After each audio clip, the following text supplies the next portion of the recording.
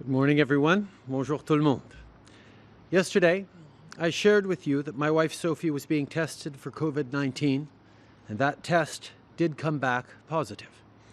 Sophie's symptoms remain mild, but we are following medical advice and taking every precaution. She will remain in isolation for the time being. We are thinking about all the families across the country who've received the same diagnosis, but we're in good hands. We have full confidence in Canada's health officials and professionals. This means that, upon my doctor's recommendation, I will remain in self-isolation for 14 days. I want to be clear, I have no symptoms, and I'm feeling good. And technology allows me to work from home. Of course, it's an inconvenience and somewhat frustrating. We are all social beings, after all. But we have to do this, because we have to protect our neighbors and our friends, especially our more vulnerable seniors and people with pre-existing conditions. We are following medical advice, as should all Canadians. And on that note, I want to thank all of Canada's health professionals and the Public Health Agency who are doing an incredible job supporting and looking after all of us. Hier, je vous ai informé que mon épouse Sophie avait subi un test pour la COVID-19 et le test s'est avéré positif. Les symptômes de Sophie demeurent faibles, mais on suit les recommandations du médecin et on prend toutes les précautions nécessaires. Elle demeurera donc en quarantaine pour une durée indéterminée. Nous pensons à toutes les familles d'un bout à l'autre du pays qui ont reçu le même diagnostic, mais nous sommes entre bonnes mains. Nous avons pleinement confiance dans les professionnels de la santé et les autorités de la santé publique du Canada. Ça veut dire que, suite à la recommandation de mon médecin, je suis en isolement pour 14 jours. Je veux être clair, je n'ai aucun symptôme, je me sens très bien, je travaille de la maison par précaution. De nos jours, la technologie nous permet de travailler à distance. C'est sûr que ce n'est pas idéal et c'est un peu frustrant. Nous sommes d'après tout tous des êtres sociaux. Mais c'est ce qu'on doit faire pour protéger nos voisins, nos amis, surtout les personnes âgées, les plus vulnérables et ceux qui souffrent de conditions de santé. Nous suivons l'avis des médecins comme tous les Canadiens devraient faire en ce moment. Je veux en profiter pour remercier tous les professionnels de la santé et l'Agence de santé publique qui font un travail exemplaire pour nous appuyer. Je veux maintenant vous faire part des démarches que le Canada entreprend pour assurer votre sécurité et protéger votre santé. Hier, je me suis entretenu avec plusieurs dirigeants internationaux, dont le président Trump des États-Unis, le premier ministre Johnson du Royaume-Uni et le premier ministre Conte de l'Italie. J'ai également participé à la rencontre du comité spécial du cabinet sur la COVID-19 et j'ai tenu une rencontre téléphonique avec le ministre des Finances sur la situation économique actuelle. J'ai aussi eu la chance de faire le point avec le président et chef de la direction de la Chambre de commerce du Canada et le président du Conseil du travail du Canada. Ce matin, j'ai participé à une rencontre du cabinet et j'ai parlé au président Macron de la France.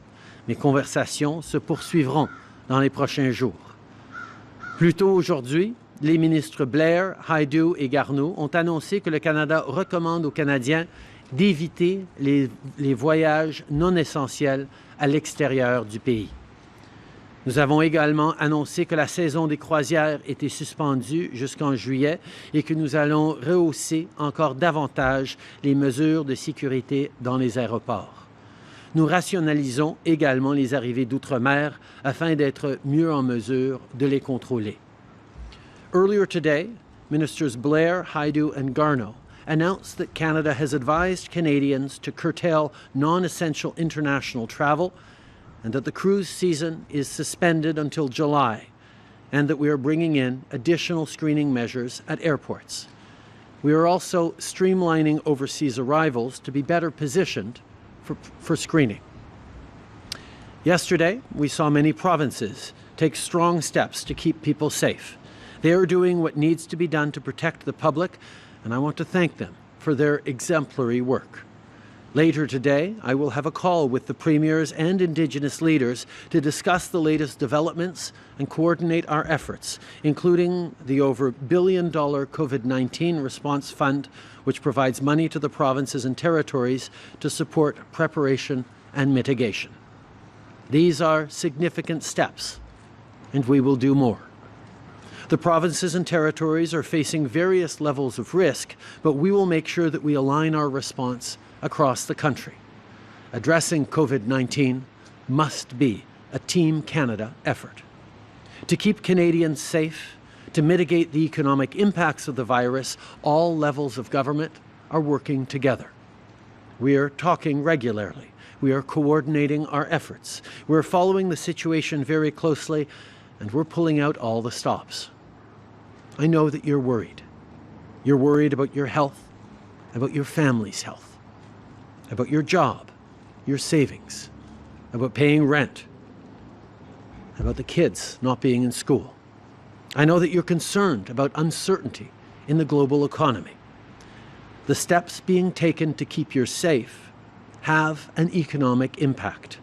But what is also true is that we are in the enviable position of having significant fiscal firepower available to support you. This is in addition to the measures we've already taken. The Finance Minister is also in constant communication with his international counterparts to find ways to work together to mitigate the impacts of the virus on the global economy. He will have further announcements shortly this afternoon. The agreement we reached with other parties to suspend the House today also still gives us the flexibility to do the things we need to do in order to support Canadians. No one should have to worry about paying rent, buying groceries, or additional childcare because of COVID-19. We will help Canadians financially. The Government of Canada will be introducing a significant fiscal stimulus package in the days ahead. Le gouvernement du Canada annoncera des mesures de relance fiscale importantes au cours des prochains jours. Je sais que vous êtes nombreux à être inquiets. Inquiets pour votre santé et la santé de votre famille. On fait tout ce qu'on doit faire pour protéger notre économie et nous nous trouvons dans une position fiscale avantageuse. Tous les ordres de gouvernement travaillent ensemble pour freiner la propagation du virus. Les entreprises et les citoyens comme vous prennent des précautions. Nous avons ici au Canada des services et des professionnels de la santé incroyables qui font présentement un travail incroyable. Every order of government is working to stop the spread of the virus. Businesses and citizens are taking precautions. We have outstanding public health authorities who are doing an outstanding job. We will get through this together. Merci tout le monde. Bonjour, M. Trudeau. Louis Blouin de Radio-Canada. Vous avez évoqué des mesures pour limiter le nombre de voyageurs étrangers qui arrivent au Canada. Est-ce que vous pouvez être plus précis, s'il vous plaît? À quoi vous pensez? Est-ce que c'est limiter le nombre de vols? Est-ce que c'est cibler des pays en particulier? Il y a beaucoup de gens qui s'inquiètent peut-être que ça arrive comme ça d'un autre pays. Qu'est-ce que vous voulez faire précisément? On est en train de travailler sur les mesures précises, mais je peux vous dire qu'on va réduire le nombre d'aéroports qui acceptent des travailleurs outre-mer pour mieux procéder à l'évaluation et au processus qui vont s'assurer de la sécurité des Canadiens. On regarde aussi par rapport aux origines des vols et aux déplacements pour voir s'il y a d'autres étapes à prendre. Et on va continuer de travailler à tous les jours pour s'assurer que les Canadiens soient en sécurité. We are looking to reduce the number of airports that will accept travelers from overseas in order to be able to give the proper resources on all arrivals to ensure that we're doing everything we can to keep Canadians and Canada safe. We're also obviously looking at countries of origin and further measures that we can take. We will make those decisions based on the best science, the best recommendations of our health officials. Est-ce que ça fait partie de vos options de fermer complètement les frontières à certains pays? Et si oui, quels sont vos critères pour en arriver là? Et là aussi, je vous demanderai d'être précis. Est-ce que c'est un nombre de cas au Canada, un niveau de contamination communautaire, etc.? Nos critères d'évaluation pour les prochaines décisions sont entièrement basés sur les recommandations des experts et les autorités en santé publique. Nous faisons confiance aux experts ici au Canada et à travers le monde et nous allons suivre leurs recommandations. Nous ne fermons pas la porte à toute prochaine étape. Nous regardons qu'est-ce qu'on peut faire pour continuer à faire le travail que nous faisons depuis des semaines pour garder les Canadiens en sécurité et ça va continuer. Sir. We will continue to make decisions based on recommendations of medical experts, public health authorities, and top scientists. We understand that we have taken significant measures over the past weeks and month to ensure that Canadians are kept safe and to slow the spread of the virus. We will continue to make determinations about how best to do that based on recommendations of experts. We're not closing the door to any further steps, but we will make those decisions based on what science tells us. Ryan Tumulty, National Post, sir. The financial markets have had two of their worst days on record this week. I'm just wondering, you talk about the government's fiscal power. Why haven't we used it yet, and what are you planning to do? 2 days ago, we announced a $1 billion plan to help invest in health and support Canadians across the country. We've also put forward measures that will strengthen EI and help Canadians. We recognize there is much more to do. We do not want any Canadian to have to worry about whether or not they're going to be able to pay their rent, whether or not they're going to be able to buy groceries or care for their kids, or elderly family members. We need to make sure that Canadians have the options and the ability to follow the best public health advice and keep themselves safe. That is what we are focused on, and we will be rolling out those measures in the coming days. The Finance Minister will make further announcements later today on concrete measures to support our economy. But further to that, in my conversations with my fellow G7 leaders, we have agreed that it will be important for us to coordinate at a G7 level to impact the global economy. And we will be continuing to follow up on those conversations in the coming days as well. Are you considering direct financial payments to Canadians or to affected industries? We are looking at ways to help Canadians directly, yes, particularly vulnerable Canadians who are going to be particularly squeezed if they aren't able to go to work.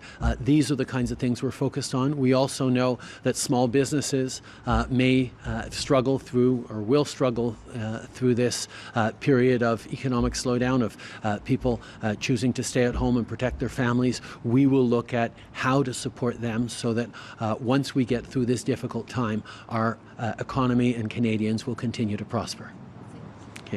Nous regardons comment on va aider directement les Canadiens qui seraient dans des situations plus difficiles où l'absence d'un chèque de paye pourrait avoir des conséquences extrêmes sur leur capacité de payer leur loyer, de s'occuper de leurs enfants ou des aînés ou de mettre de la nourriture sur la table. Donc, nous allons prendre des mesures directes pour appuyer les Canadiens qui font face à des difficultés à ce point-là. Nous allons aussi chercher à aider nos petites et moyennes entreprises qui vont faire face à des semaines difficiles pendant qu'on répond à cette menace à la santé publique. Nous allons annoncer des mesures cet après-midi par le ministre des Finances, mais aussi en début de semaine prochaine avec d'autres mesures pour directement aider les Canadiens. Hello, Prime Minister. Catherine Cullen, CBC News. Obviously, we wish good health to all Canadians. But if you are to fall ill, members of your cabinet, for instance, what is the plan for governing? We have continued to engage. I've been very busy both yesterday and today. We'll continue to work from home remotely to do the important things that need to be done to keep Canadians safe. We have an exceptional cabinet that is working hard on all these issues as well. We have extraordinary public servants who are working as well. We will continue to do the work that needs to be done to keep Canadians safe while following all directions by our public health officials. I don't think that indicates whether there's a contingency plan in place if you were to fall sick. I'm also curious why public health officials have told you you don't need to be tested. First of all, there have always been contingency plans for ministers who are sick or have, or even a prime minister who is fallen ill. We will continue to follow all those correct contingency plans. But as I said, for now, I am continuing to work extremely hard from home. In terms of advice I've gotten from medical professionals, it was explained to me that as long as I do not show any symptoms at all, there is no value in having me tested. Okay. Je suis les indications des experts en santé publique qui expliquent que tant et aussi longtemps que je n'aurai pas du tout de symptômes du coronavirus, ça sert à rien de me tester pour le coronavirus. Mais justement, là-dessus, il y a des Canadiens qui se posent peut-être la question. Vous êtes un homme en forme, on le sait, vous pourriez avoir la COVID-19, mais pas avoir de symptômes du tout. Vous êtes le premier ministre, vous partagez toujours la même maison que Mme Gregoire Trudeau. Pourquoi ne vous faites pas tester systématiquement à tous les jours en tant que premier ministre? Les conseils des experts et des médecins, c'est que si je ne démontre pas ou je ne ressens aucun symptôme, ça ne sert à rien de me tester. Mme Gregoire Trudeau, de ce qu'on a compris, est revenue de Londres samedi dernier ou le week-end dernier. Vous avez rencontré plein de gens au cours de la semaine, notamment à Toronto lundi, également à Ottawa toute la semaine. Vous craignez pas avoir été un vecteur de transmission cette semaine? On a parlé de ça justement avec les experts en santé publique et le fait que je n'ai pas de symptômes, je ne démontre aucun symptôme de la COVID, veut dire que selon eux et selon ce qu'on comprend, il n'y a pas de risque pour les gens avec qui j'aurais travaillé pendant cette semaine. In English, please. Okay. According to health officials, the fact that I have expressed absolutely no symptoms means that anyone I engaged with throughout this week has not been put at risk. Marika Walsh with the Globe and Mail. I'm wondering, given the warnings that Canada is now giving about traveling abroad, should Canadians still be traveling between provinces, between cities, given how different the virus is spreading within Canada? I think people need to make responsible decisions and check with their medical professionals and check their own travel plans in terms of what makes sense for them. I know that Canadians will listen to the advice of experts and make decisions that are appropriate for them and for their family. And can you describe specifically what your self-isolation means, both for you and your family and your wife? You're outside right now. Is your wife still going outside? Is your family still going outside? What does self-isolation actually mean for your family? We, as are many Canadians right now, following very carefully the advice that public health professionals are telling us in terms of what we can do and what we shouldn't do. So what does that mean? That means I am in isolation, as are my children, and my wife is in quarantine. Glenn McGregor, CTV News. Prime Minister, in your conversation with President Trump yesterday, was there any discussion about future access of Canadians to cross the U.S. border and should the situation worsen? And also, do you have any concerns, given the U.S. slow response to this, about Americans coming here? We have been working very closely with our counterparts in the United States to coordinate our efforts at the border and to align our efforts. There is certainly ongoing conversations that will continue to be had as the situation evolves, but I am confident we will continue to be able to work very closely with the Americans to keep people in North America safe, particularly to keep Canadians safe. On that, it is worth noting that it was one piece of good news that comes out of this situation is that the new NAFTA has now been fully passed and ratified and is now awaiting royal assent, which should happen very quickly. Just following on my colleague's question, could you describe your situation domestically here in a little more detail? Is your wife here in this house? Are all three kids here? And if so, question a lot of Canadians are dealing with is how are you going to keep them occupied for the next 2 weeks? Most of the morning, the kids have been doing Lego, and my wife has been on the phone to friends and family. I have been on the phone with President Macron, with Cabinet, with officials and members of my team as we work to keep Canadians safe. Good afternoon, Prime Minister. Teresa Wright from the Canadian Press. What is your single biggest concern about Canada's preparedness at this point? My concern is that Canadians continue to follow the directions of public health authorities. We have to be alert and responsible. We don't want to panic, but we don't want to take this too lightly either. Finding that middle ground is always going to be challenging, but I have tremendous confidence that Canadians are going to be able to. And what are you telling your children about the heightened sense of concern in the country? And also, how are you explaining some of the political decisions that you're making?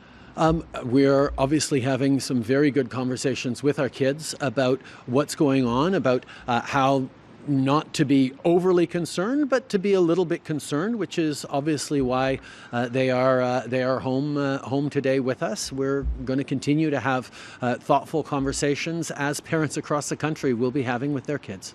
Last question. Prime Minister, good afternoon. Bruce Campion-Smith, The Star. Just wondering if you'd walk us through the logic that Canada has not taken the step of restricting international travels. Is that we don't agree with perhaps the science in those countries or the experts in those countries that advocate for such a move? Different countries will have experts that give them advice that is suitable for their own situation. We have followed the instructions and the advice and the recommendations of our top public health officials. We will recall that in a number of weeks ago, in the beginnings, there was discussion of whether or not we should entirely close our borders to China the way the United States did. We did not, and we were able to manage it in a way that allowed for control and a non-spread of the virus that gives us confidence that our public health officials are giving us the right recommendations for Canada. And on the fiscal stimulus package that's coming out, can you just describe how will is that in place of the budget? Is this kind of a series what we could expect now through the end of this crisis? We are obviously focused primarily on how we are going to get money into the pockets of Canadians who will need it because of this situation. We've had many discussions over the past months about the budget. That work will continue, but our focus right now is on ensuring that Canadians have the resources and the money to not have to stress about rent and about groceries and about childcare and elder care at a time where they're also very worried about their health and their family's health. We will be supporting the economy and Canadians through this time. Notre priorité maintenant demeure la santé et le bien-être des Canadiens.